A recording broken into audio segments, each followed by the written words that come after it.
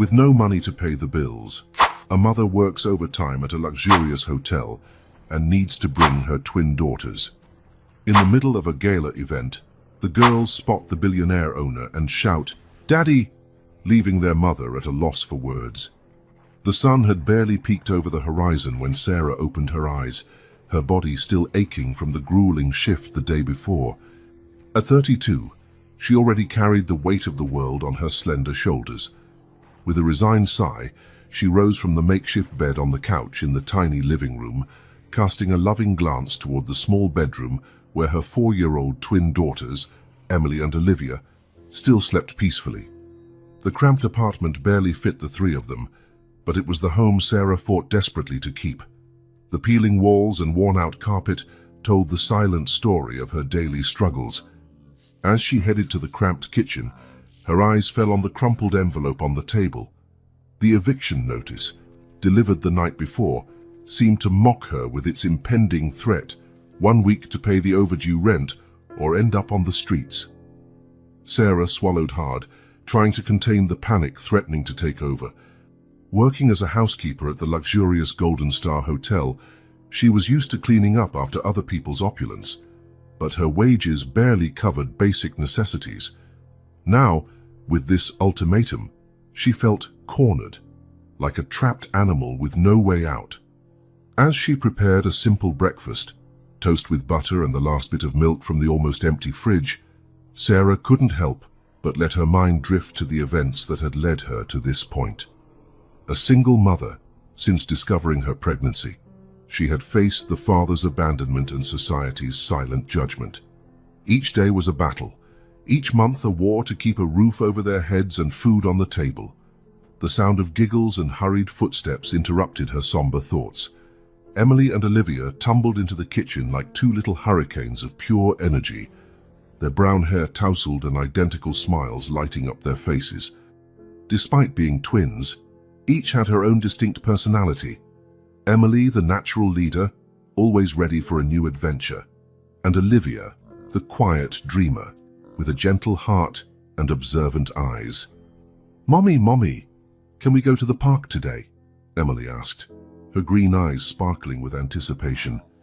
"Yeah, please," Olivia echoed, hopping with excitement, her curls bouncing with the movement. Sarah forced a smile, her heart aching. How could she explain to two 4-year-olds that the bus fare to the park was the same money she needed to buy dinner that night? "Not today, my princesses," she replied gently. "Mommy has to work a lot. But how about we watch a movie together tonight?" The girls accepted the suggestion with enthusiasm, unaware of the worry in their mother's eyes. Sarah watched them eat breakfast, amazed by their innocence and contagious joy. Emily devoured her toast, while eagerly recounting a dream where she flew like a bird over the city. Olivia, meanwhile, ate slowly, her gaze wandering to the window, lost in her own thoughts. Once again, Sarah promised herself she would do anything to protect them, to keep those smiles on their faces, to preserve that innocence for as long as possible. They deserved so much more than this cramped apartment and meager meals. They deserved a bright future, full of possibilities. After dressing the girls and packing their little backpacks for the community daycare, Sarah took them to the bus stop. The ride was short, but each step was a struggle against the exhaustion weighing on her bones. On the crowded bus, she held her daughter's hands tightly, as though she feared they might vanish if she let go for a single second. Dropping them off at the daycare, Sarah felt the familiar tightness in her chest. Emily ran off immediately to join the other children, while Olivia lingered, clutching her mother's leg for a moment longer. "It's going to be okay, sweetheart," Sarah whispered, crouching down to her daughter's eye level. "Mommy will be back soon, I promise." With one last hug and a kiss on each forehead, Sarah headed to work, the weight of the world settling on her shoulders once more, the moment she turned her back on the daycare. The Golden Star Hotel was a monument to luxury, an oasis of extravagance in the midst of the bustling city. Sarah entered through the service entrance, as always, quickly changing into her grey and white uniform in the cramped locker room. As she pinned her hair into a tight bun, she glanced at her reflection in the stained mirror. Deep circles under her eyes stood as silent witnesses to her sleepless nights and constant worries. The first hours of her shift went by in a blur of changed linens, scrubbed bathrooms, and dusted furniture. Sarah moved mechanically from one room to the next, her body carrying out familiar tasks, while her mind spun anxiously around the eviction notice and the uncertain future awaiting her. It was during a lunch break, while eating a simple sandwich in the employees' cafeteria, that Sarah overheard a lively conversation at the table next to hers. "Have you heard about tomorrow night's event?" one of the waitresses asked, leaning forward with a gossipy gleam in her eyes. "How could I not? It's all anyone's talking about," another replied. "Apparently it's going to be the biggest event of the year. All the rich and famous will be here." Sarah froze, her sandwich forgotten halfway to her mouth. An event? Tomorrow night. Her heart began to race, a spark of hope flickering in her chest. "I heard they're looking for extra staff," the first waitress went on. "Double pay for those willing to work beyond normal hours." Those words were music to Sarah's ears. Double pay. It was exactly what she needed to cover the overdue rent and avoid eviction. Without thinking twice, she quickly finished her lunch and headed to Mr. Thompson's office. The hotel manager. The hallway leading to the manager's office felt like a world apart from the rest of the hotel. Here, away from the eyes of wealthy guests, the walls were simple and functional, with none of the gold trim or expensive paintings adorning the main corridors. Sarah hesitated for a moment before the solid oak door, summoning her courage before knocking. "Come in," came the deep voice from the other side. Mr. Thompson was an imposing man in his early 50s, grey hair perfectly groomed and always wearing an impeccable suit. He lifted his gaze from a stack of papers as Sarah entered, his expression a blend of impatience and curiosity. "Yes, Sarah, what can I do for you?" he asked, his tone making it clear that his time was valuable. Sarah took a deep breath, trying to steady the tremor in her voice. "Mr. Thompson, I heard about the event tomorrow night. I'd like to volunteer for overtime if you still need staff." The manager studied her for a long moment, his keen eyes seeming to read every line of worry on her face. Finally, he nodded slowly. "Indeed, we do need extra hands. The pay will be doubled for those who work beyond their normal shift, as you've probably heard. Are you sure you can handle an extra long shift?" "Absolutely, sir," Sarah replied promptly, doing her best not to let her desperation show. "I can stay as long as needed." Mr. Thompson looked satisfied with her response. "Very well then. Report here tomorrow at 4:00 p.m. The event starts at 8:00 p.m. and will likely go into the early hours of the morning. I expect full dedication, Sarah. This is a crucial event for the hotel." "Yes, sir. Thank you very much for the opportunity," Sarah said, barely containing the relief in her voice. Leaving the office, Sarah felt lighter than she had in weeks. Overtime hours, especially at double pay, would be more than enough to catch up on the late rent. For the first time in days, she allowed herself a genuine smile. There was hope. The rest of her shift went by in a flurry of renewed activity. Sarah tackled her tasks with fresh energy, driven by the promise of a solution to her financial woes. As she polished the mirrors in one of the luxury bathrooms, she found herself making plans for the future. Maybe, if she saved enough, she could even take the girls for a special day at the amusement park they kept asking to visit. However, her joy was short-lived. On the bus ride home, reality hit her like a punch to the stomach. Who would take care of Emily and Olivia during the event? Panic began to set in again as Sarah climbed the worn stairs to her apartment. The girls greeted her with tight hugs and bright smiles, chattering excitedly about their day at daycare. Sarah listened with half an ear, her mind racing desperately for a solution. After serving the girls dinner, a simple pasta with tomato sauce, the best she could offer, Sarah began her frantic search for a babysitter. She spent the next few hours on the phone, practically begging anyone she could think of. "I'm sorry, Sarah, but I have plans this weekend," said her neighbor, Mrs. Martinez, an elderly lady who occasionally watched the twins. I I have a shift at the hospital. Her friend Jennifer, a nurse, responded, guilt evident in her voice. Babysitter after babysitter, friend after friend. Everyone had an excuse, a commitment, a reason they couldn't help. With each no, Sarah's desperation grew. She even called the daycare supervisor, pleading for extraordinary help, but to no avail. Sitting on the living room floor, her phone discarded by her side, Sarah stared at the eviction notice pinned to the fridge. The choice in front of her was impossible. Give up the chance to save their home or risk everything by taking the girls with her to work. Sensing their mother's tension, Emily and Olivia approached quietly. "Mommy, are you okay?" Olivia asked, her big brown eyes full of concern. Sarah pulled them both into a tight hug, fighting back the tears that threatened to fall. "It's going to be all right, my loves," she whispered, more to herself than to them. "Mommy will figure something out." It was at that moment, with her daughters in her arms, that Sarah made her decision. She would take Emily and Olivia to the hotel. The rest of the night was a mix of frantic preparations and anxious rehearsal. Sarah packed a backpack with snacks, cereal bars, fruit and small water bottles, quiet toys, coloring books and crayons. She set aside some soft blankets and even the girls' favorite pillows. Turning the risky plan into a game for the twins was the hardest part. Sarah sat with them on the worn living room rug, trying to keep her voice calm and upbeat. "Tomorrow we're going to play a very special game," she began, watching the curious looks on her daughters' faces. "It's called Super Secret Hide and Seek. You'll be spending some time at the hotel where Mommy works, but it has to be a secret. Nobody can know you're there, understand?" Emily, always the adventurous one, clapped her hands in excitement. "Like a secret mission." Sarah nodded, forcing a smile. "Exactly, my love. A very important mission."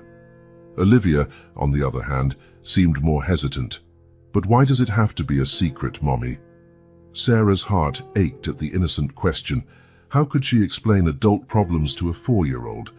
Because it's part of the game, sweetheart. And if you do it just right, we'll get a special prize at the end." The girls exchanged excited glances at the mention of a prize. Sarah went on to explain the rules of the game, staying absolutely quiet, never leaving their hiding spot, obeying all of Mommy's instructions. "Remember, it's very important to stay quiet and not leave the hiding place no matter what happens," Sarah explained for the 10th time, her stomach churning with nerves. "Do you promise?" Emily and Olivia, thrilled by the idea of a secret adventure, solemnly promised to obey. Their bright eyes shone with the excitement of the unknown, oblivious to the real risks they faced. Sarah spent the next hour rehearsing scenarios with the girls. She had them practice staying silent for increasingly longer stretches, rewarding them with praise and small hugs. She showed them how to use the toys quietly and how to communicate only by gestures if they needed something. As she got them ready for bed, Sarah couldn't help but notice the irony of the situation. Here she was, a devoted mother who always put her daughter's well-being first, about to place them in a potentially dangerous situation.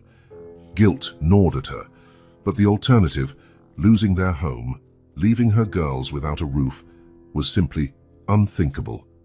When she finally put the twins to bed, Sarah allowed herself a moment of weakness. Sitting on the edge of her makeshift couch bed, she let silent tears fall as she contemplated the day ahead. Fear of failure, of being caught, of losing her job and her home, consumed her. Her eyes wandered around the tiny apartment, landing on each memory. Every mark on the wall from the girls' growth, every worn but well-loved toy. This place, humble as it was their home. The thought of losing it felt like a knife in her heart. Sarah stood silently and tiptoed into the twins' room. Pausing in the doorway, she watched Emily and Olivia sleeping peacefully, their breathing soft and steady. Emily was sprawled across the bed with an arm thrown over her face, while Olivia was curled up in a little ball, clutching her favorite teddy bear. The sight of her children, so innocent, so trusting, renewed Sarah's resolve. For them, she would face any challenge. For them, she would risk everything. No matter how hard it was, she would find a way to give them the life they deserved. Careful not to wake them, Sarah approached and placed a gentle kiss on each forehead. "Mommy loves you more than anything in this world," she whispered, her voice thick with emotion. Back in the living room, Sarah began to prepare her own things for the next day. She set aside her cleanest uniform, ironing it meticulously, determined to look as professional as possible. Every detail mattered. She couldn't give Mr. Thompson any reason to doubt her competence. As she worked, Sarah couldn't stop her mind from wandering to all the possible scenarios the next day might bring. What if the girls were discovered? What if she lost her job? What if... The list of what-ifs seemed endless, each possibility more frightening than the last. But with each negative thought, Sarah forced herself to remember what was at stake. This wasn't just a job. It was her chance to keep a roof over her daughters' heads, to put food on the table, to keep alive the hope of a better future. With renewed determination, Sarah finished her preparations. She set her alarm earlier than usual, knowing she'd need extra time to get the girls ready and reach the hotel without drawing suspicion. Finally, physically and emotionally exhausted, Sarah lay down on the couch. Sleep, however, was slow to come. She lay in the darkness, listening to the nighttime sounds of the city outside, her heart weighed down by responsibility. As sleep finally began to claim her, Sarah could never have imagined how the next day's events at the Golden Star Hotel would change her life forever. Fate had surprising plans in store for her and her daughters, plans that would transform her desperation into an opportunity beyond her wildest dreams. With one last hopeful thought, Sarah finally drifted off, the first rays of dawn already starting to filter through the worn curtains. The following day would bring challenges, risks, and perhaps a chance to change everything, and Sarah would be ready to face it no matter what. The day dawned grey and cold, as if the sky itself mirrored Sarah's apprehension. She awoke before her alarm, her body tense with anticipation of what she was about to do. Moving silently so as not to wake the girls, Sarah got up and began her final preparations for the day that would change everything. While brewing strong coffee, Sarah mentally reviewed her plan one more time. She would arrive at the hotel hours before her shift started, using the busy shift change window to slip in unnoticed with the girls. She knew every corner of the Golden Star Hotel like the back of her hand, and that knowledge would be her greatest advantage today. Emily and Olivia woke up to the smell of coffee, their sleepy faces lighting up when they saw their mom. "Is today the special game day, Mommy?" Emily asked, barely containing her excitement. Sarah forced a smile, trying to hide her nerves. "Yes, sweetheart. Remember everything we practiced, okay?" The girls nodded solemnly, their eyes shining with the promise of an adventure. Sarah dressed them in warm, comfortable clothes, making sure they were prepared to spend hours in a place that might be cold and damp. The trip to the hotel tested Sarah's nerves.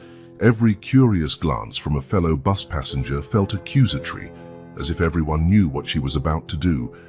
The twins, however, were lost in their own world of fantasy, whispering excitedly about their secret mission. Arriving at the back entrance of the Golden Star Hotel, Sarah paused, her heart pounding wildly. It was now or never. With one last glance around to be sure no one was watching, she led the girls inside. The first obstacle was crossing the service area without being noticed. Sarah took advantage of the moment when the night shift staff was leaving and the day shift staff was arriving to blend into the confusion. With the girls' hands firmly in hers, she walked with purpose, as though simply arriving for another day of work. Once inside, Sarah immediately headed to the basement. She knew every corridor, every service door, and exactly where she was going. There was a small storage room, rarely used, near the main event hall. It was perfect, isolated enough to keep the girls hidden, but close enough for her to check on them during her breaks. "Here, girls," Sarah whispered, carefully opening the door to the storage room. "This will be our secret hiding spot." Emily and Olivia stepped in hand, their eyes wide as they took in the new surroundings. The storage room was small and dark, filled with dusty shelves and old boxes. It wasn't the coziest place, but it would have to do. Sarah quickly got to work, transforming a corner of the storage room into a comfortable nook for the twins. She spread out blankets on the floor, creating a soft little nest. She organized the toys and books she had brought, making sure the girls had something to keep them busy for the long hours ahead. "Remember, my darlings," Sarah said, crouching to her daughter's eye level. "It's very important that you stay quiet and don't leave this spot, no matter what happens." "Got it?" Emily nodded enthusiastically, always ready for a challenge. Olivia, on the other hand, looked a bit uneasy, her large brown eyes filled with unspoken questions. "But what if we need to go potty, Mommy?" Olivia asked in a small voice. Sarah bit her lip, realizing she'd overlooked that crucial detail. Thinking fast, she grabbed an empty bucket from one of the shelves. "You can use this in case of an emergency, okay? Mommy will clean it up later." The girls nodded, though Olivia still seemed a little unsure. Sarah hugged them tightly, her heart heavy with guilt over what she was doing. "I promise I'll come back to check on you whenever I can. Be good and stay quiet, and soon we'll be home watching that movie we talked about, okay?" With one last kiss on each forehead, Sarah stood up, fighting the urge to abandon the whole plan and take the girls home. But the looming threat of eviction hovered over her, reminding her of what was at stake. "I love you," she said, her voice trembling. "Remember, this is our special secret." Closing the storage room door softly, Sarah allowed herself a brief moment to regain her composure. She took several deep breaths, forcing herself into the role of the efficient, dedicated employee she needed to be. With quick steps, she headed to the staff locker room. She changed into her freshly ironed uniform. As she pinned her hair into a tight bun, Sarah studied her reflection in the mirror. She looked the same as always on the outside, but inside, she felt like an imposter harboring a secret that could destroy everything. Right at 4 p.m., Sarah reported to Mr. Thompson for final instructions regarding the event. The manager looked more stressed than usual, clearly feeling the pressure of the important function about to take place. "Sarah, you'll be responsible for the restrooms near the main hall," he instructed, his voice tense. "I want them spotless at all times. Understood?" "Yes, sir," Sarah answered promptly. Internally, she felt relieved. The location was perfect, not too far from the storage room where the twins were hidden. As Mr. Thompson continued detailing the night's expectations, Sarah made mental plans. She calculated how long it would take to check on the girls during breaks, which routes to take to avoid being seen, how to disguise her comings and goings. The hours that followed were a whirlwind of frenzied activity. Sarah moved like an automaton, cleaning, organizing, and preparing for the event. But at every moment, her mind was with Emily and Olivia, imagining them sitting quietly in the dark storage room, trying to be the good girls she'd asked them to be. Guilt gnawed at her, mixed with a constant fear of discovery. Finally, when the clock struck 7 p.m., Sarah found a moment for herself, heart pounding. She slipped through the service corridors toward the storage room. Every sound made her jump, sure she'd be caught at any moment. Opening the storage room door, Sarah was greeted by two pairs of shining eyes in the dim light.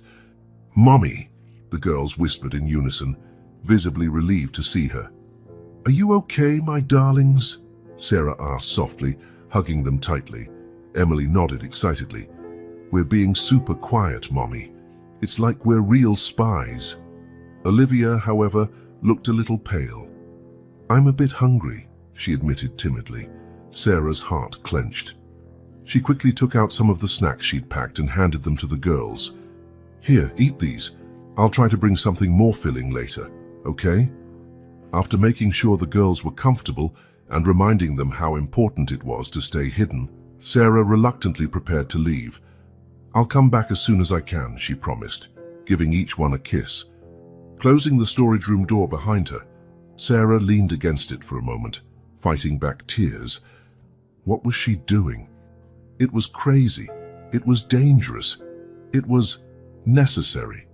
With that bitter reminder, she straightened her shoulders and returned to her post. The event was about to begin, and Sarah had a role to play. But every minute, with every elegant guest passing by, her thoughts remained with two little girls hidden in the shadows, depending on her to keep them safe. Taking one last deep breath to steady herself, Sarah dove into the frenzy of the event, praying that her risky gamble would pay off in the end. The Golden Star Hotel's ballroom gradually transformed into a sea of elegance and luxury. Guests in formal attire began to arrive, filling the space with excited chatter and the clinking of champagne glasses. The contrast between the sparkle of evening gowns and Sarah's simple uniform couldn't have been more stark. Sarah skillfully maneuvered among the groups of guests, balancing a tray of elaborate canapes. Her eyes remained alert, looking for any empty glass to refill or plate to clear. She worked hard to stay efficient and discreet, almost invisible to the rich and famous around her. As she served, Sarah couldn't help but observe the guests. There were well-known politicians, movie stars, industry tycoons, all gathered in one place. Conversations about million-dollar deals and high society gossip floated around her, a world so distant from her own that it felt almost surreal. "Hey, are you new here?" a voice whispered at her side. Sarah turned to see a young waitress smiling at her. "I'm Sarah," she replied quietly. "I'm doing overtime today." "Jessica," the waitress introduced herself. "It's my first day here. Crazy, isn't it?" Sarah nodded, feeling slightly less alone. "Totally. Do you know what this event is all about?" Jessica leaned in, her eyes shining with excitement. "I heard it's to unveil the hotel owner's new project, Michael Blackwood." Apparently, he rarely makes public appearances. The name made Sarah momentarily freeze. Michael Blackwood, the enigmatic billionaire owner of the Golden Star Hotel and a sprawling business empire.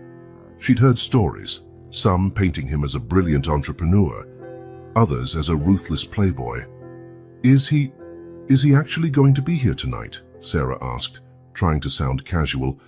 "So they say," Jessica replied. "No one's certain when he'll arrive, but everyone's on edge waiting." Sarah felt a wave of anxiety. The owner's presence meant even more scrutiny, even higher stakes. She forced herself to focus on her work, pushing thoughts of Michael Blackwood aside and what his appearance could mean. The hours passed in a blur of frantic activity. Sarah barely had time to breathe between serving drinks, switching out empty trays, and keeping the restrooms spotless. The ballroom grew increasingly packed, the excitement building around Blackwood's rumored arrival.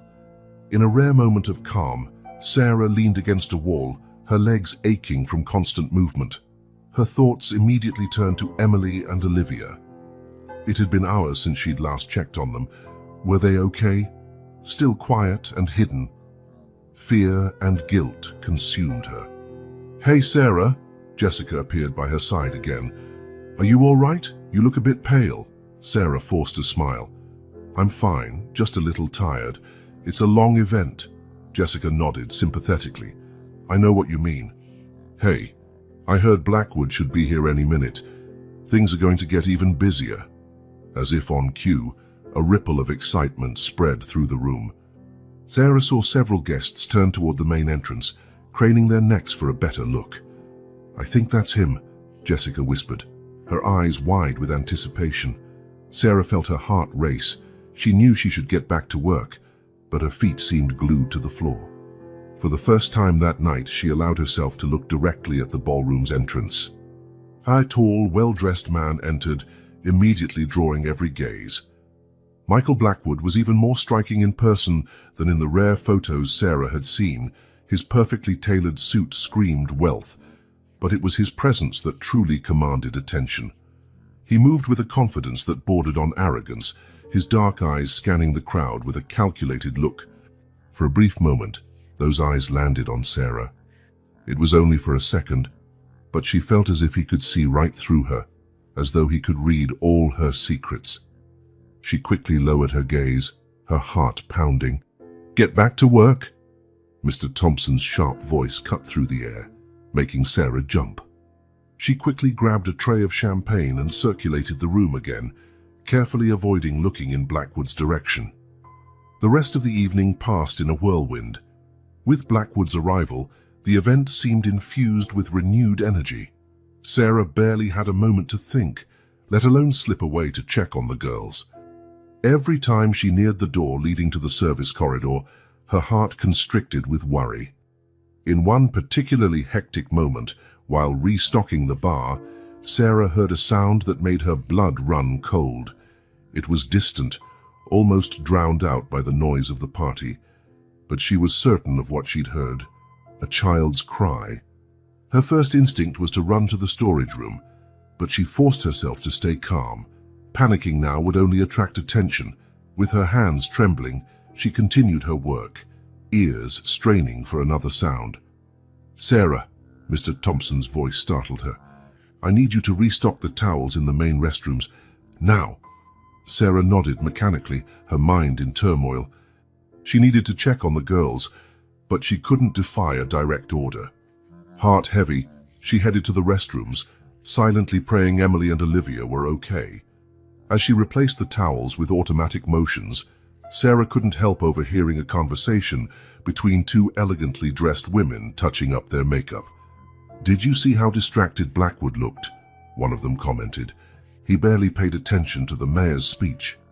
"I heard he's going through a nasty divorce," the other whispered conspiratorially. "Apparently, the ex-wife is demanding a fortune." Sarah involuntarily absorbed the information, her mind wandering to the mysterious man she had glimpsed earlier.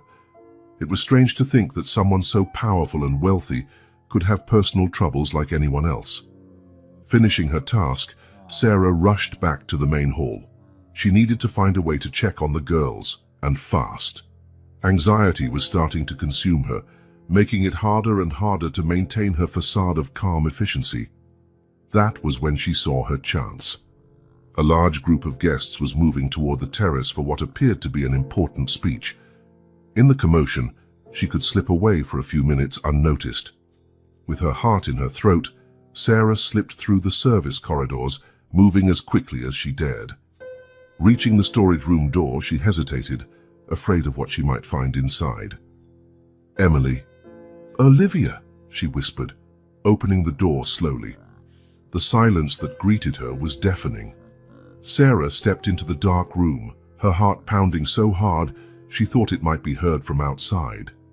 "Girls," she called again, a bit louder this time. Nothing. The small space she had prepared for the twins was empty. The blankets were rumpled, the toys scattered, but there was no sign of Emily or Olivia.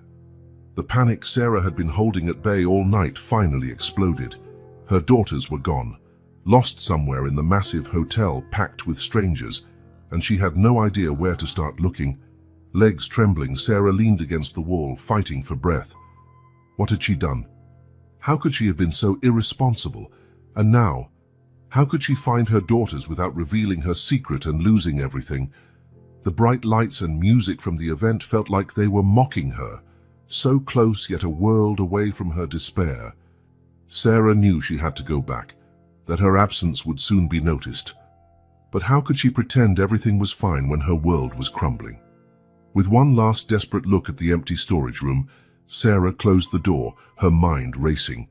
She had to find Emily and Olivia, and she had to do it fast, before someone else did. Swallowing the lump in her throat, Sarah forced herself to return to the event, her eyes now frantically scanning every corner and shadow for any sign of her missing daughters. The night, already tense, had become a living nightmare, and Sarah feared the worst was yet to come. Initially, the small storage room had been a place of imagined adventures for Emily and Olivia. But as the hours dragged on, it became stifling. The twins, used to running around freely, grew increasingly restless in the confined space.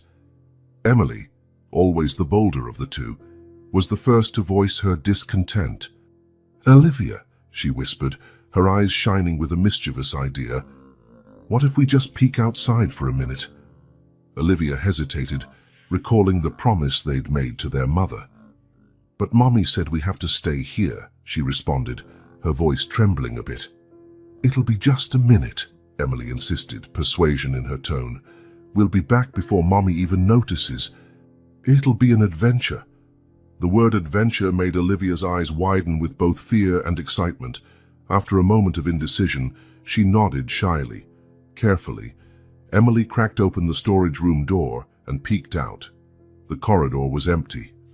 "Come on," she whispered, grabbing her sister's hand. The twins slipped out quietly, their little hearts pounding with the thrill of disobedience. The contrast between the dark storage room and the brightly lit hotel corridors was dazzling. Emily and Olivia walked hand in hand, wide-eyed as they took in every luxurious detail.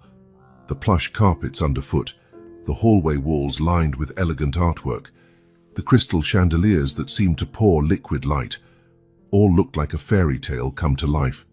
"Look at that," Olivia whispered, stopping in front of a huge mirror. The girls giggled silently at their distorted reflections, making faces and striking poses. The sound of approaching footsteps made them freeze. Quickly, they hid behind a large decorative plant, stifling their giggles as a waiter hurried past without noticing them. "This is just like a real hide-and-seek game," Emily whispered, her eyes sparkling with excitement. Encouraged by the success of their first escape, the twins continued exploring. Each corner brought a new wonder, each hallway a new adventure. They glided over marble floors, peeked into empty halls filled with elegantly arranged tables, and marveled at floral displays taller than they were. The tantalizing smell of food lured them into a side room. There, they found an extravagant buffet, clearly prepared for the main event. Tables laden with fancy desserts, exotic fruits, and delicate hors d'oeuvres stretched out before them. "Wow," Olivia whispered, her eyes fixed on a plate of Belgian chocolates. Emily, always the braver one, stood on tiptoe and grabbed 2 chocolates. "Here," she said, handing one to her sister. "Our secret snack." The girls savored the treats, their faces lighting up with forbidden pleasure. It was at that moment they heard the music. Soft melodies drifted through the air, mingling with distant chatter and laughter. The twins exchanged excited looks, drawn like magnets to the enchanting sound. As they approached the main ballroom, the lights grew brighter and the music louder. Emily and Olivia hid behind a large marble column, peeking at the spectacle around them. The ballroom was a whirlwind of color and movement. Women in dazzling gowns that looked like they were made of starlight, men in sleek suits shining under the bright lights. Everyone was laughing, chatting, and dancing, creating a scene straight out of the fairy tale books their mother read them. "Look at that dress," Olivia whispered, pointing to a woman in a sparkling red gown. "And that one," Emily replied, indicating a gown covered in sequins that glimmered like a rainbow with every step. The twins watched in fascination, completely forgetting the time and the risk of being discovered. Each new guest that arrived was a new wonder to behold, each new piece of music a temptation to dance. Then they saw something that made their hearts skip a beat. Their mother, Sarah, moving quickly among the guests with a tray of glasses. She looked worried, her eyes searching the room as if looking for something or someone. "Mommy," Olivia whispered, equal parts joy and fear in her voice. Emily, sensing the danger, pulled her sister back behind the column. "Shh! Remember, it's a secret. We can't let her see us." The girls watched their mother pass by, unaware they were so close. For a moment, they felt a twinge of guilt for disobeying, but the thrill of adventure soon overshadowed it. "Maybe we should go back," Olivia suggested softly, the reality of their situation starting to sink in. Emily hesitated, her gaze still fixed on the dazzling scene before them. "Just a little bit longer," she pleaded. "Look, they're starting to dance again." The twins remained in their hiding spot, mesmerized by the spectacle before them, not realizing their little adventure was about to turn into something far bigger than they could ever have imagined. A sudden hush fell over the ballroom, followed by a growing murmur of anticipation. Michael Blackwood had arrived. The enigmatic billionaire entered the room with the confidence of someone used to commanding everyone's attention. Dressed in a perfectly tailored suit, worth more than many people's annual salary, he radiated power and sophistication. Still hidden behind the column, the twins watched in fascination as everyone turned to gaze at him. "Who's that man everyone's looking at?" Olivia whispered. Emily frowned, a strange feeling of familiarity stirring in her. "I think I've seen him somewhere before," she murmured, trying to recall. Meanwhile, Michael made his way to an improvised stage at the center of the ballroom. Mr. Thompson, visibly nervous, trailed close behind, whispering last-minute instructions. Sarah, on the opposite side of the room, felt her heart speed up as she recognized the man she hadn't seen in years. Michael took the microphone, his charismatic smile lighting up the room. "Good evening, everyone," his deep voice resonated through the ballroom. "It's my great pleasure to welcome you all to the Golden Star Hotel." As he continued his speech, thanking the guests and discussing the hotel's future projects, Emily finally made the connection. "Olivia," she whispered excitedly, "it's him, the man in the picture Mommy keeps." Olivia looked puzzled. "What picture?" "The one hidden in Mommy's drawer," Emily explained, her eyes shining with excitement. "Remember, we saw it once when we were looking for Christmas presents." Realization slowly dawned on Olivia's face. But Mommy said that was our dad," Emily finished, her voice barely containing her excitement. Without a second thought, propelled by their innocent excitement, Emily grabbed Olivia's hand and they ran out of their hiding spot. "Daddy!" they shouted in unison, their childish voices echoing through the now silent ballroom. Time seemed to stop. Michael paused mid-sentence, his wide eyes fixed on the two little girls racing toward him.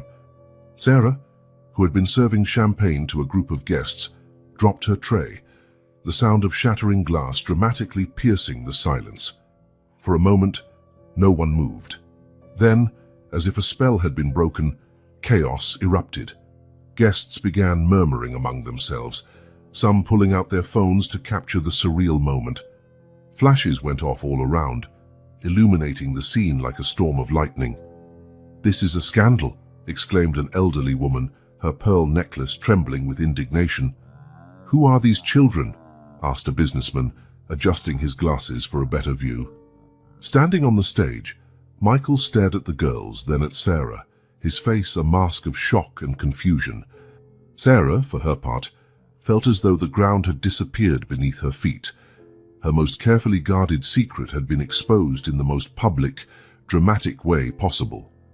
The twins, now at the center of the ballroom, looked around, confused and frightened by the commotion they had caused. Their small faces began to crumple, tears gathering in their eyes. "Mommy!" Olivia wailed, her voice trembling with fear. Snapping out of her shock, Sarah tried to rush over to her daughters, but Mr. Thompson grabbed her arm firmly. "What is the meaning of this?" he hissed, his face red with anger. "You're fired. Get out immediately." Michael, recovering some composure, quickly descended from the stage. Raising his hands, he attempted to calm the agitated crowd. "Please, ladies and gentlemen, stay calm." His authoritative voice momentarily silenced the ballroom. "We have an unexpected situation that needs to be resolved." He gestured to the security guards, who quickly formed a circle around Michael, Sarah, and the twins, shielding them from curious onlookers and insistent cameras. Michael approached Sarah, his intense gaze locked on hers. "We need to talk," he said quietly but firmly. "In private." Now, Sarah, visibly trembling, could only nod. She bent down to pick up her daughters, who immediately clung to her, sobbing. "Mr. Thompson," Michael turned to the stunned manager, "I need a private room, immediately." Mr. Thompson, still red and flustered, stammered a response. My office is available, Mr. Blackwood." Michael gave a curt nod, then addressed the guests.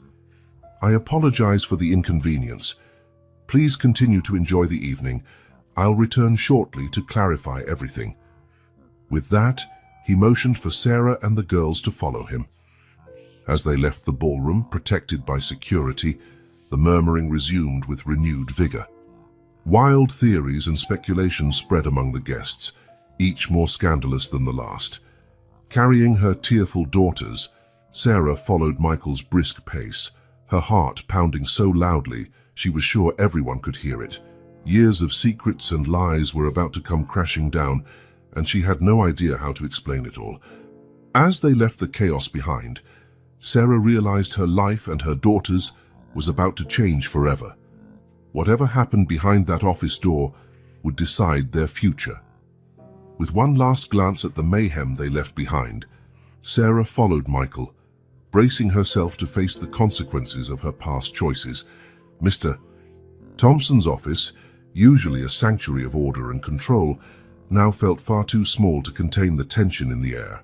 Michael Blackwood stood behind the imposing desk, his hands resting on the polished wood surface, his knuckles white from the force of his grip. His eyes, normally cool and calculating, burned with a mix of disbelief and restrained anger. Sarah sat in a chair across from him, the twins asleep in her lap after the emotional chaos. She looked small and vulnerable, so different from the confident woman Michael remembered from years ago. The silence between them was heavy, laden with the weight of long-kept secrets. It was Michael who finally broke the silence, his voice controlled but underlined by tension that made Sarah shiver. "Explain yourself," he demanded simply. Sarah took a deep breath, trying to calm her racing heart. Her hands trembled slightly as she stroked the girl's hair. "It all started 5 years ago," she began, her voice barely above a whisper. "At that conference in Chicago." Michael furrowed his brow, clearly searching his memory. "The hospitality conference," Sarah nodded. "Yes, I was there as part of the support staff. We met at one of the receptions." Memories of that night flooded Michael's mind. Sarah's shy smile, the way her eyes sparkled under the soft lights of the hotel bar. What began as casual conversation turned into something more, a surprising connection that culminated in a night of passion. "It was just one night," Michael said, more to himself than to Sarah. "Yes," Sarah confirmed, her voice trembling. "But it was enough." She glanced at the sleeping twins in her lap. "A few weeks later, I found out I was pregnant." Michael felt as if he'd been punched in the gut. He moved away from the desk, running a hand through his hair in frustration. "And you never thought it appropriate to inform me?" His voice rose slightly, making Sarah flinch. "I tried," Sarah insisted, tears welling in her eyes. "At first, when I found out, I called your office many times, but they always said you were busy. Then the threats started." Michael froze, turning to face her. "Threats? What threats?" Sarah swallowed, the fear from those days returning in a rush. "I received anonymous calls. They said I should vanish, that it would be better for everyone if I just disappeared. That the children would be in danger if I insisted on telling you." Michael's face visibly paled. "Who?" he demanded, his voice a mix of anger and shock. "Who made these threats?" Sarah shook her head, tears now streaming down her cheeks. "I don't know. I never found out. But they knew things, Michael, things about me, about you, about your life. I was terrified." Michael began pacing the office, his mind racing. Who in his circle would do something like that? Who would dare interfere in his life to such an extent? "Why didn't you go to the police?" he asked, stopping to look at her. Sarah let out a bitter laugh. "With what proof? Against whom? I was a pregnant hotel employee carrying a billionaire's baby. Who would believe me?" Silence fell again, heavy with revelations and unanswered questions. Michael looked at the twins, really seeing them for the first time. Their angelic faces, so much like Sarah's, yet with features he recognized from his own childhood photos. "They're really mine?" he asked, his voice softening for the first time since they'd entered the office. Sarah nodded, unable to speak around the lump in her throat. Michael took a deep breath, struggling to process everything he'd heard. Part of him wanted to believe Sarah right away and accept these children as his daughters. But years of business and betrayal had taught him to be cautious. "We need a DNA test," he finally said, his voice firm but not unkind. "Not that I doubt you, but we need certainty, legally speaking." Sarah nodded, understanding his need, though it hurt her. "I understand," she said quietly. Just then, a knock sounded at the door, and Mr. Thompson entered, his face a mask of professional concern. "Mr. Blackwood, the guests are growing restless." "They're demanding an explanation," Michael nodded, the businessman's mask returning. "Tell them I'll make an announcement soon. And Thompson," he added, his voice sharp, "not a word about this to the press. Understood?" Mr. Thompson quickly agreed, then turned to Sarah. "As for you," he said coldly, "you're suspended until further notice. Hand over your employee badge on your way out." Sarah felt as if she'd been slapped. Suspended. With no job, how would she support the twins? Michael must have seen the panic in her eyes, because he intervened quickly. "That decision is premature, Thompson. Keep her on payroll for now. Consider this a paid leave until everything is sorted out." Mr. Thompson looked like he wanted to protest, but one look from Michael silenced him. With a tense nod, he left the office. Sarah looked at Michael, gratitude and confusion in her gaze. "Thank you," she said softly. Michael shook his head, his expression unreadable. "Don't thank me yet. I'm not offering any help beyond that until paternity is confirmed." "Understood." Sarah nodded, feeling the weight of his words. It was fair, she knew, but it still hurt. "What happens now?" she asked timidly. Michael sighed, suddenly looking very tired. "Now, you take the girls home. Tomorrow, we'll do the DNA test. Then—" He paused, looking at the sleeping twins. "Then we'll see." Slowly, Sarah stood, careful not to wake the girls. She headed for the door, aware of Michael's gaze on her back. "Sarah," he called as she was about to exit. She turned, meeting his eyes. If they really are my daughters, we're going to have a long discussion about the future." Sarah nodded, unable to speak past the lump in her throat. With one last look at the man who might change their lives forever, she left the office. Walking through the now quiet hotel corridors, Sarah felt as though she were in a dream, or a nightmare. Everything she had fought for over the last 5 years, every secret she had kept hidden, had been exposed in a single night. Exiting through the rear doors of the hotel, the cold night air hit her, making her shiver.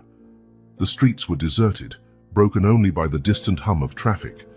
Sarah looked down at Emily and Olivia, still asleep in her arms, her daughters, her little girls who had no idea how much their lives had just changed. The future, always uncertain, was now a complete mystery. With silent tears running down her cheeks, Sarah began the long walk home. The DNA test tomorrow would determine their fate.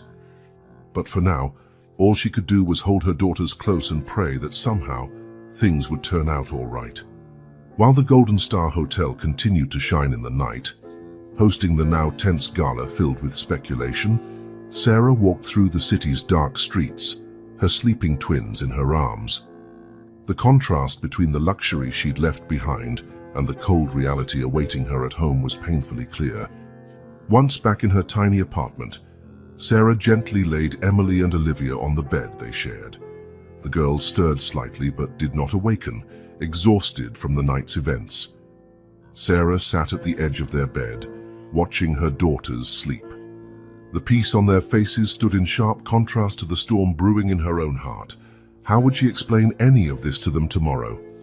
Her eyes wandered across the small, worn-out room and landed on the eviction notice pinned to the wall. The reality of her situation hit her hard. Suspended from work, with no immediate income, how would she pay the overdue rent? How would she feed her daughters? Anxiety threatened to overwhelm her. She had fought so hard for 5 years to stay afloat, to give her girls a stable life. Now, in a single night, everything felt like it was unraveling. Unable to sleep, Sarah spent the night tossing on the threadbare couch in the living room, her mind racing with memories and worries. She remembered the night she met Michael, how he had made her feel special and valued. Then came the fear and confusion when she discovered her pregnancy, and the futile attempts to contact him. The threats she'd received haunted her once again. Who had made them, and why? Sarah always suspected someone close to Michael, but she had never had proof. With the truth finally exposed, would the mystery be solved? As dawn's first rays seeped through the worn curtains, Sarah heard the twins stirring in the bedroom.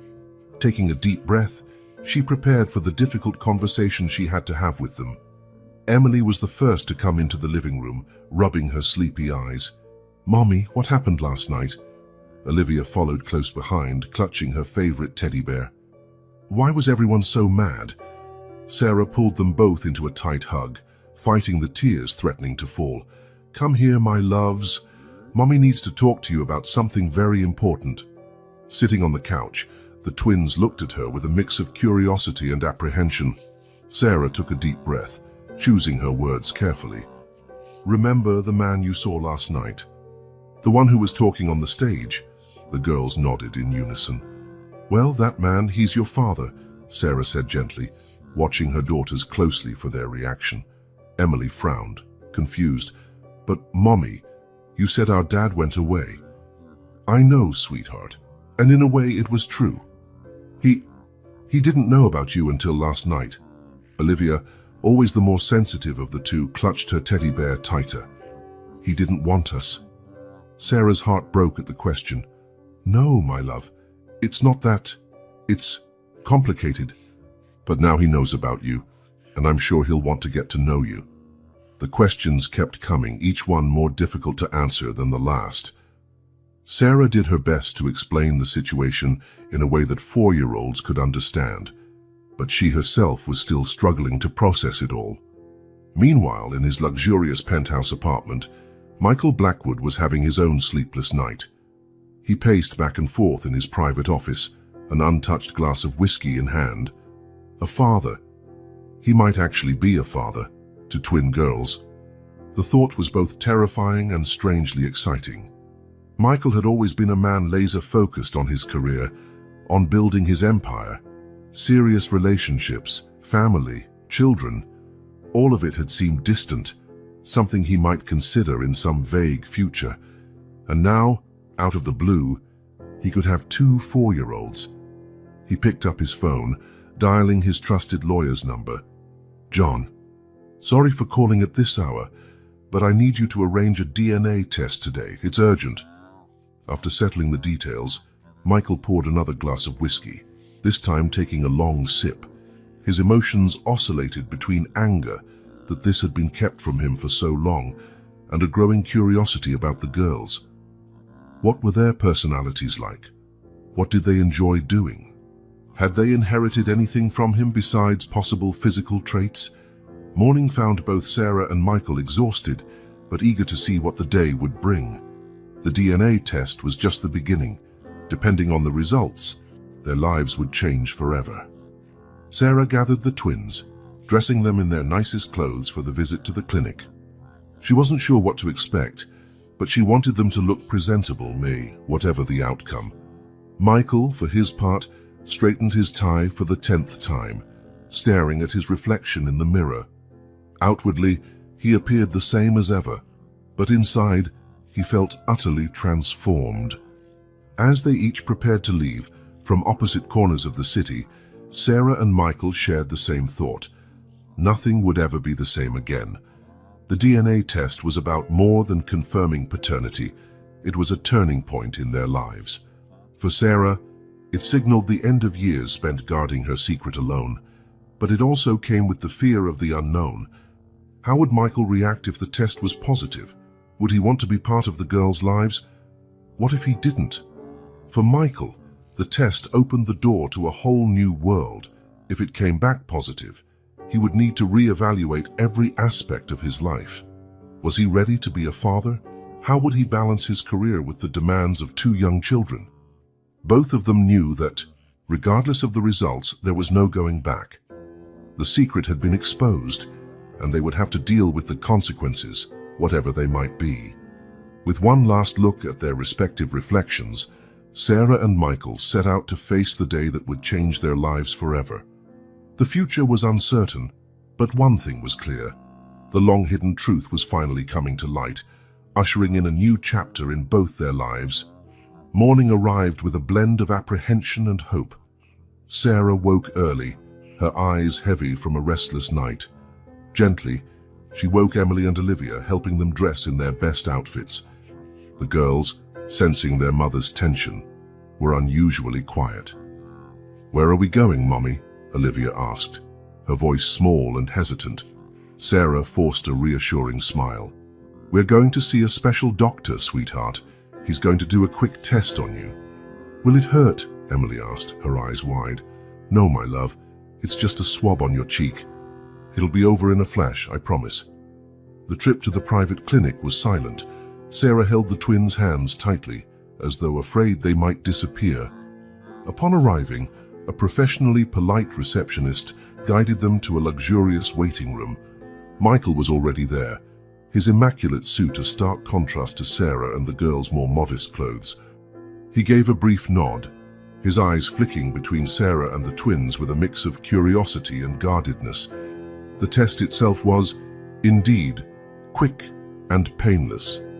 A simple swab inside each cheek, and it was done. The twins seemed almost disappointed by how simple it was. "The results will be ready in 48 hours, the doctor said, his tone neutral and efficient. Sarah nodded, feeling as if she'd just started the countdown to the rest of her life. As they left the clinic, Michael approached. "I'll be in touch as soon as the results come in," he said, voice controlled. "Until then, keep a low profile. Don't talk to anyone about this." Sarah agreed wordlessly, watching him get into his luxury car and drive away. The next 48 hours would be the longest of her life. Back at the apartment, Sarah was confronted by the harsh reality of her situation. The eviction notice was still there, mocking her. She needed money, and fast. With the girls distracted by their toys, Sarah began scouring the apartment for items she could sell. An old laptop, a few books, the small TV they rarely watched. Each piece represented a memory, a part of her life she would have to sacrifice. As she gathered the items, Sarah couldn't help noticing the twins' unusual silence. Emily and Olivia, normally full of chatter and energy, sat quietly, playing without enthusiasm. "Are you okay, my little ones?" Sarah asked, taking a seat beside them. Olivia lifted her eyes, her expression far too serious for a 4-year-old. "Mommy, is that man going to take us away?" Sarah's heart twisted. "No, sweetheart. Nobody's going to take you anywhere, I promise." Even as she made that promise, Sarah felt the weight of her uncertainty. What if Michael decided to fight for custody? Throughout the day, Sarah made several phone calls in search of temporary jobs, waitressing, cleaning, anything to bring in quick cash. But with the market flooded and her situation complicated, doors seemed to slam shut before they could even open. By afternoon, she decided to take a break and bring the girls to the nearby park. The fresh air and a chance to run around seemed exactly what Emily and Olivia needed. Their laughter on the swings was like music to Sarah's ears. That was when she noticed someone standing at a distance, partially hidden behind a tree. Sarah couldn't make out the face, but she was certain the person was watching them. A chill ran through her. She quickly called the girls over. "Come on, time to go home." "But Mommy, we just got here," Emily protested. "I know, honey, but I just remembered we have some things to do. We'll come back another day, I promise." As they made their way back to the apartment, Sarah glanced over her shoulder repeatedly. The feeling of being watched clung to her, heightening her anxiety. Meanwhile, in his downtown office, Michael Blackwood was immersed in an intensive investigation. Multiple computer screens displayed records, old photos, and reports. He had hired top private investigators to uncover every detail of Sarah's life over the past 5 years. "Mr. Blackwood," his assistant said, entering with a folder in hand, "we found some discrepancies in her story." Michael looked up, his expression turning hard. "What kind of discrepancies?" "For starters, there's no record of her attempting to contact you at the time she claims. No calls, no emails." Michael frowned, his distrust growing. Keep digging. I want everything." As night fell, Sarah found herself at the small kitchen table, staring into a cold cup of tea. The girls were already asleep, but once again, sleep eluded her. Her eyes drifted to a particular drawer she rarely opened. Inside it, tucked under old papers, was an envelope containing a secret even bigger than the one revealed the night before. Sarah hesitated, her hand hovering over the drawer. Revealing that secret could change everything.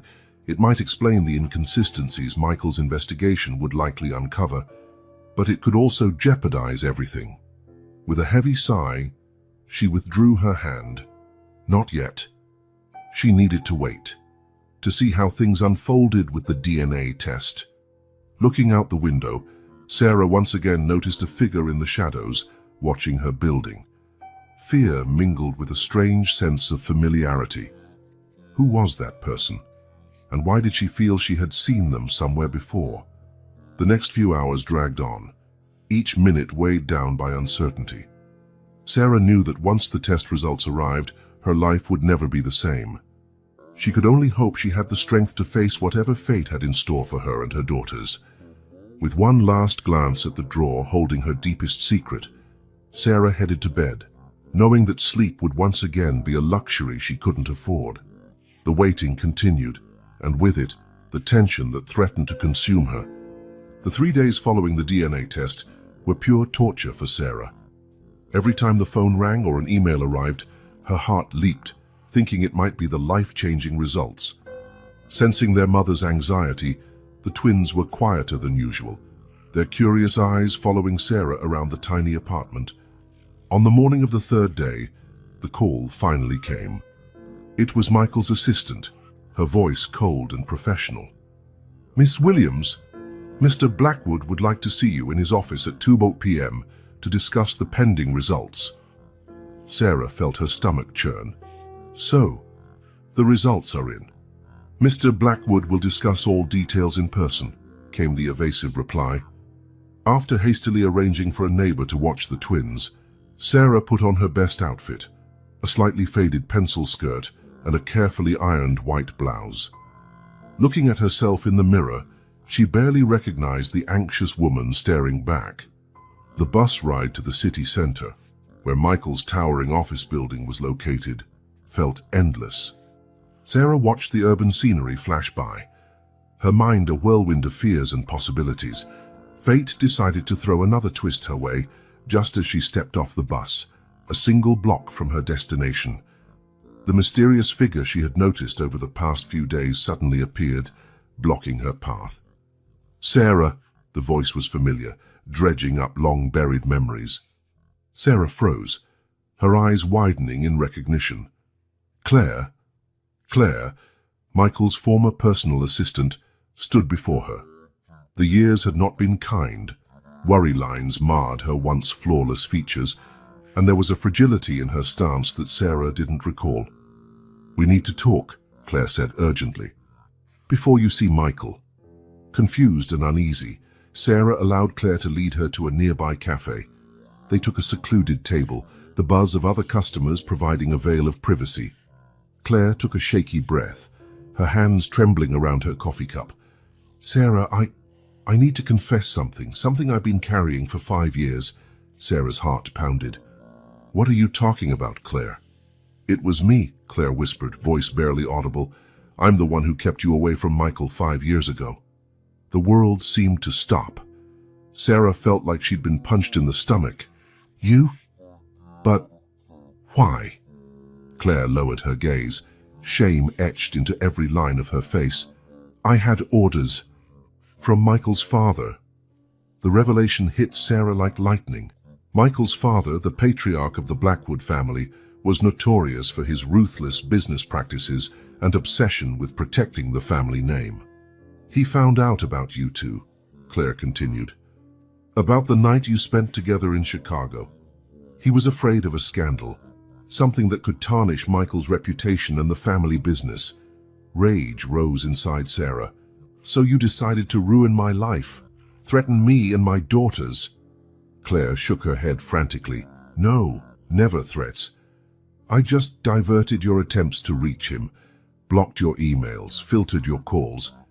Mr. Blackwood Sr. assured me it was best for everyone. Tears pricked Sarah's eyes.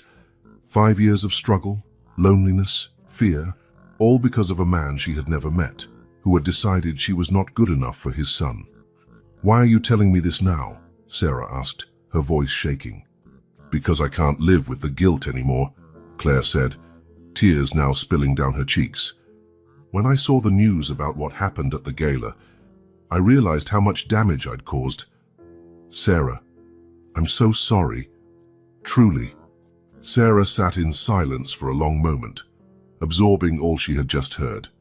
Part of her wanted to scream at Claire, blame her for all the hardships she had endured, but another part understood the power Michael's father must have wielded over her, the pressure she must have faced. What do you want from me, Claire? Sarah finally asked. Forgiveness, Claire replied simply, and I want to make things right. I'm willing to tell Michael everything, to testify about his father's role in all this. A surge of determination rose in Sarah. With this new information, she finally had the missing pieces of the puzzle. It was time for Michael to hear the whole truth. Thank you for telling me, Claire, Sarah said, standing. But I need to talk to Michael alone first. Claire nodded, understanding. Good luck, Sarah, and I'm sorry for everything. With decisive steps, Sarah left the cafe and headed toward the building where Michael was waiting. Her heart beat wildly, but now it wasn't just from fear, it was from resolve. Walking into the opulent lobby, Sarah was immediately directed to a private elevator, leading straight to Michael's office on the top floor. The ride up felt like it lasted an eternity. When the elevator doors opened, Sarah was greeted by a panoramic view of the city through towering windows. Michael stood there, his back to her, gazing out over the skyline. Sarah, he said, turning to face her. His expression was inscrutable, but tension was evident in his posture. The results are in... Sarah drew a deep breath. Michael, before we discuss the results, there's something you need to know. The whole truth. Michael frowned, thrown off by her unexpected statement. What are you talking about? About what really happened 5 years ago, Sarah answered, her voice unwavering. Why I could never reach you about the twins, about your father's part in all of this. Michael's eyes widened in surprise. Sarah could almost see the gears turning in his mind as he tried to piece together her words. Sit down, Michael, she said, indicating the nearby chairs. It's a long story, and you need to hear every detail. Heart pounding but more determined than ever, Sarah prepared to reveal everything, aware that what she said next would change the course of their lives forever. Michael Blackwood's office, usually a sanctuary of power and control, felt far too small to contain the tension between him and Sarah. The two stared at each other, decades of secrets and misunderstandings piled between them like an invisible wall. Michael opened his mouth to speak, but Sarah raised her hand, gently silencing him. Please, Michael. Before you say anything, I need you to listen. The entire truth, without interruption. He nodded slowly, his eyes never leaving hers. Sarah took a long, steadying breath. It all started on that trip to Chicago, 5 years ago. I was just another hotel employee, and you were you. But that night, something happened between us. She paused, remembering. It was magical, Michael. For the first time in my life, I felt a genuine connection with someone, but the next morning, you were gone. Just a note thanking me for the night. Michael looked as if he wanted to speak, but Sarah pushed on. A few weeks later, I found out I was pregnant. I panicked. I tried contacting you countless times, but your assistant, Claire, always blocked me. Michael's eyes went wide at Claire's name, but he remained silent. At first, I thought it was just bad luck, but then things got strange. I started receiving anonymous calls threatening me and the baby if I didn't disappear. And then Claire approached me. Sarah swallowed hard at the memory.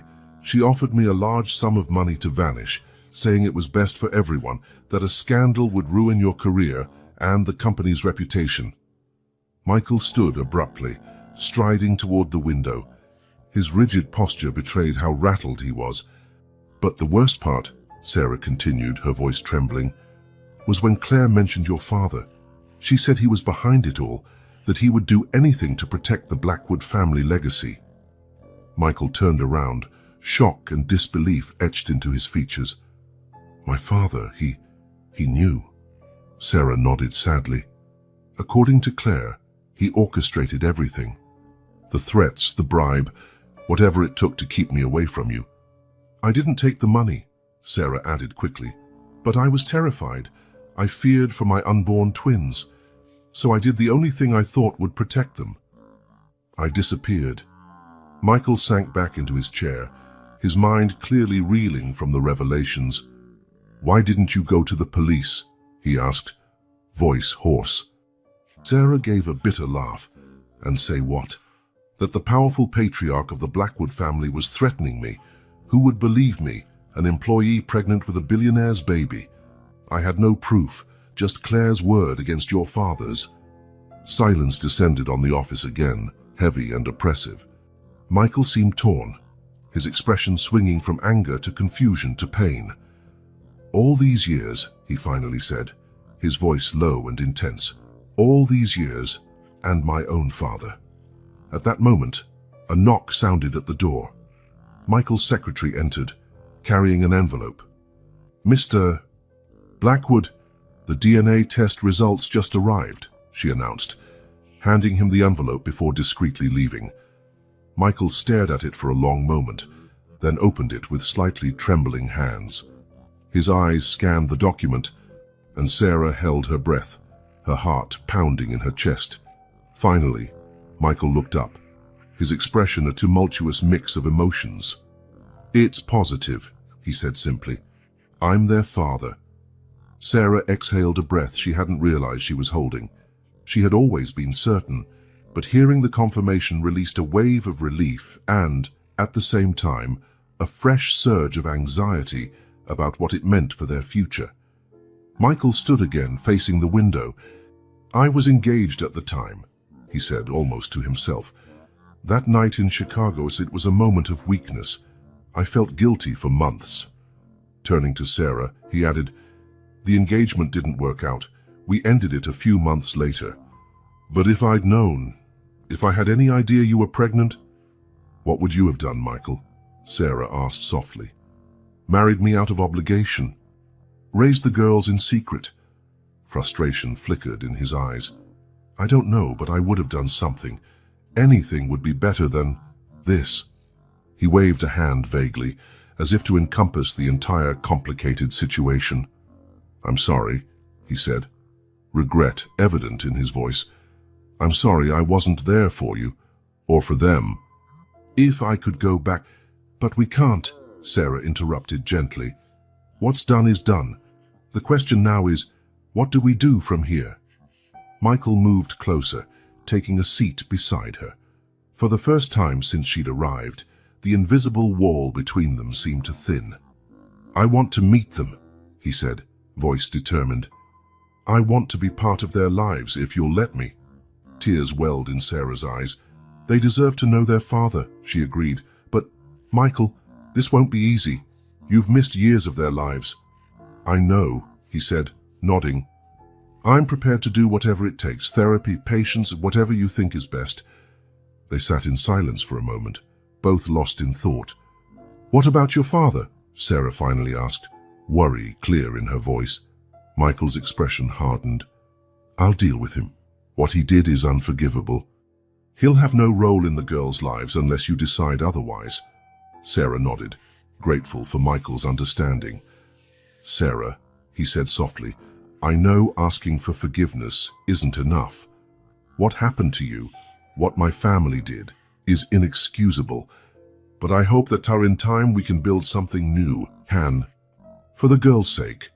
Sarah looked into Michael's eyes, seeing for the first time not the powerful businessman, but a vulnerable man whose world had been turned upside down. It'll take time, she admitted. There's a lot of hurt, years lost, but I'm willing to try for Emily and Olivia. Michael extended his hand hesitantly. After a moment's pause, Sarah accepted it. The gesture was tentative, laden with unspoken promises and hopes for the future. "One day at a time," Michael suggested. Sarah nodded, a faint smile on her lips. One day at a time.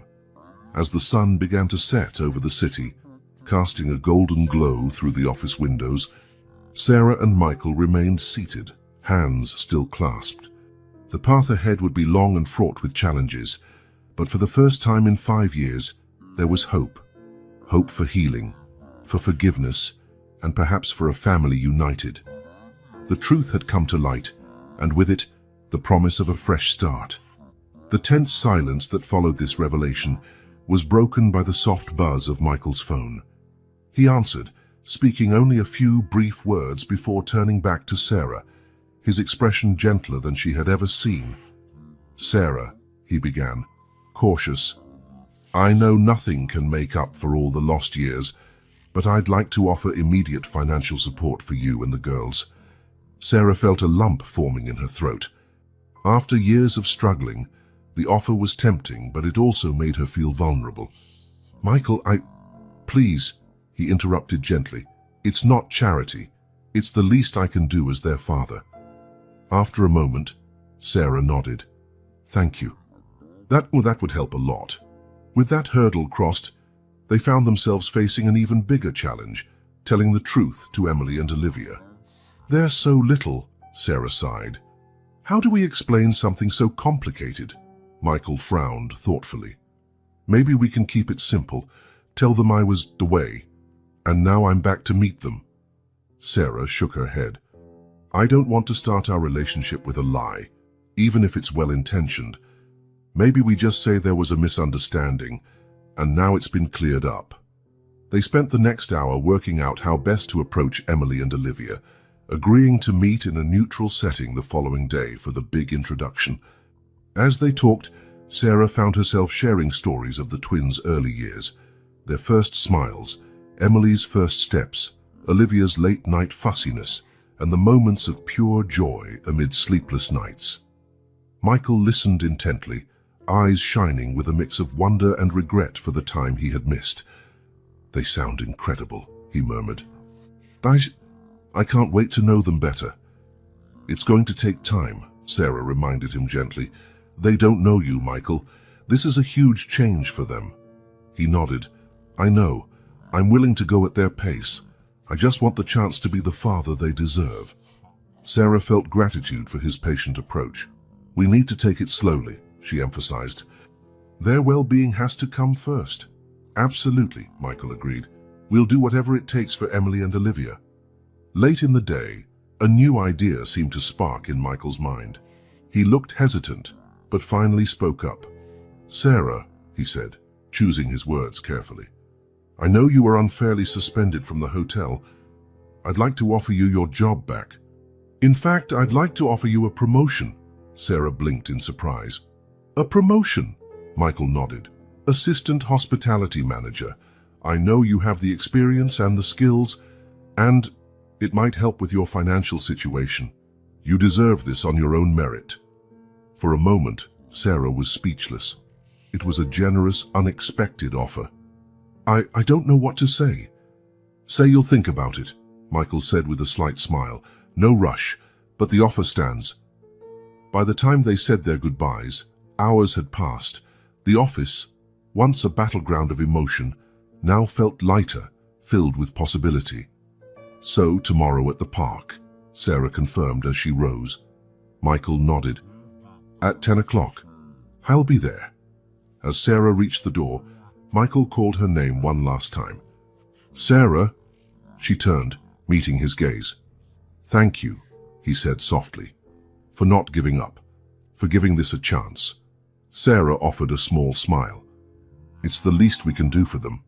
With a final nod, Sarah left the office, feeling lighter than she had in years. The future was still uncertain, but for the first time in a long while it felt hopeful. A week had passed since the dramatic revelations in Michael's office, and the city park was bathed in the golden light of a Saturday morning. Sarah arrived first, holding tightly to Emily and Olivia's hands. The girls, wearing their best summer dresses, looked around with a mix of curiosity and unease. "Mummy, why are we here so early?" Olivia asked, her big brown eyes full of questions. Kneeling to meet their gaze, Sarah said, "Remember what we talked about, meeting someone very special today?" Emily nodded vigorously. "The man in the picture." "Josh and Dad." The word came out tentative, full of uncertainty and anticipation. At that moment, Sarah spotted Michael approaching. He looked different from the businessman she knew. He was in jeans and a casual shirt, carrying a picnic basket. His eyes were fixed on the girls, a blend of nerves and excitement on his face. "Hi," he said softly, stopping a few steps away. The twins partly hid behind Sarah, peeking out with wide eyes. "Emily, Olivia," Sarah said gently, "this is Michael. He's your father." A tense silence followed, broken by Emily, who took a small step forward, curiosity winning out over fear. "Are you really our dad?" Michael knelt down, putting himself at the girl's eye level. "Yes, I am. And I'm very, very happy to finally meet you." Olivia, still gripping Sarah's hand, asked timidly, "Where were you all this time?" Michael exchanged a quick glance with Sarah before answering. "I was away. There was a big misunderstanding that kept me from seeing you. But now I'm here, and I'd really like to get to know you if you'll let me." The twins looked at each other, a silent exchange passing between them. Finally, Emily took another step forward. "Do you know how to play tag?" Michael's face lit up in a grin. "Of course I do. Who wants to be it first?" "Me!" Both girls shouted in unison, and suddenly the tension was broken. The next few hours flew by in a whirlwind of laughter and games. Michael ran around the park, chasing the squealing girls. He pushed them on the swings, spun them on the merry-go-round, and listened intently as they told elaborate stories about their imaginary adventures. From a nearby bench, Sarah watched it all, her heart brimming with emotion. Seeing Michael interact so naturally with the twins, watching him discover each girl's unique personality, was something she had never imagined possible. When the sun reached its peak, Michael suggested a picnic under a large oak tree. As the twins devoured sandwiches and fruit, the adults seized the chance to talk about the future. "I've been thinking," Michael began, his tone careful, "maybe you could use more space. There's a house in the suburbs, not too far from here, that I think you'd really like. It has a big backyard for the girls to play." Sarah blinked, caught off guard.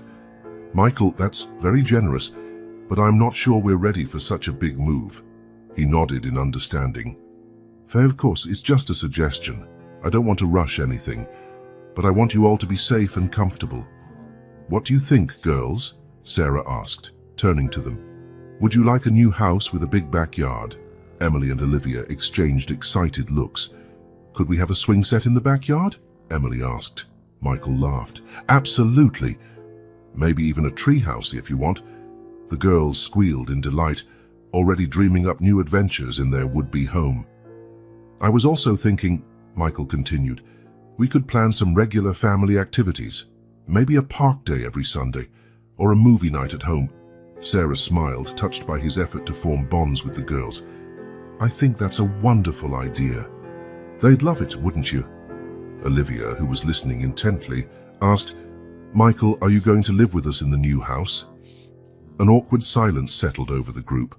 Sarah and Michael exchanged looks, unsure how to respond. "For now, no, sweetie," Sarah answered gently. "Michael will have his own place, but he'll visit us a lot, won't you?"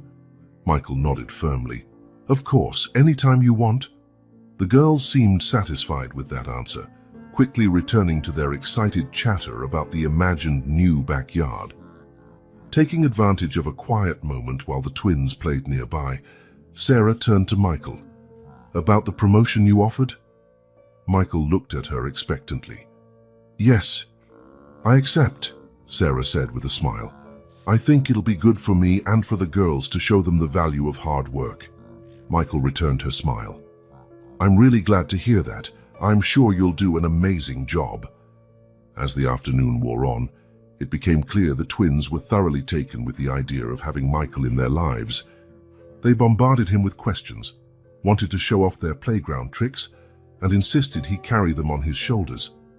In a rare moment of calm, while the girls played at a short distance, Sarah and Michael found time to talk more. "They're incredible," Michael said, eyes shining with admiration. "You've done an amazing job, Sarah." Tears threatened Sarah's eyes. "Thank you. It hasn't been easy, but they're everything to me. I know we still have a long way to go," Michael said seriously. "I was thinking, maybe we should consider family therapy to help us navigate all this." Sarah nodded, relieved by his suggestion. "I think that would be really good for all of us." As the sun began to set, painting the sky with pink and gold hues, the day clearly had to come to an end. Tired but happy, the twins ran back to them. "Do we have to go already?" Emily asked with a pout. Michael knelt down again, meeting the girls at eye level. "Yes, it's getting late, but I promise we'll see each other again very soon, okay?" "You really promise?" Olivia asked, her eyes big and hopeful. "I promise," Michael said solemnly. "Father's word." The girls smiled, satisfied with his promise. Then, to everyone's surprise, they both threw their arms around him in a tight hug. Sarah watched, her heart overflowing. Without thinking, she joined the hug, wrapping her arms around Michael and the twins. For a moment they stayed like that, a newly formed family held together in one embrace. The past, with all its complications and pain, felt far away. Right then, in that perfect instant, there was only hope and the promise of a future together. When they finally pulled apart, tears shone in everyone's eyes, though smiles lingered on their faces. "Shall we head home?" Sarah asked softly. The twins nodded, each taking one of Michael's hands as they walked toward the car. Sarah followed, her heart lighter than it had been in years. She watched Michael help the girls settle in, trading jokes and laughter. And she knew that no matter what the future held, they would face it together, like a family. Their day at the park had been more than just a meeting. It was the first chapter of a new story. A story of forgiveness, second chances, and above all else, love. As the car pulled away, carrying them all toward this new beginning, Sarah caught Michael's eye in the rearview mirror and smiled. The road ahead would be challenging, filled with ups and downs, but for the first time in a long while, she was genuinely excited to see what it would bring. This wasn't a happily ever after, it was only the beginning of a far happier journey.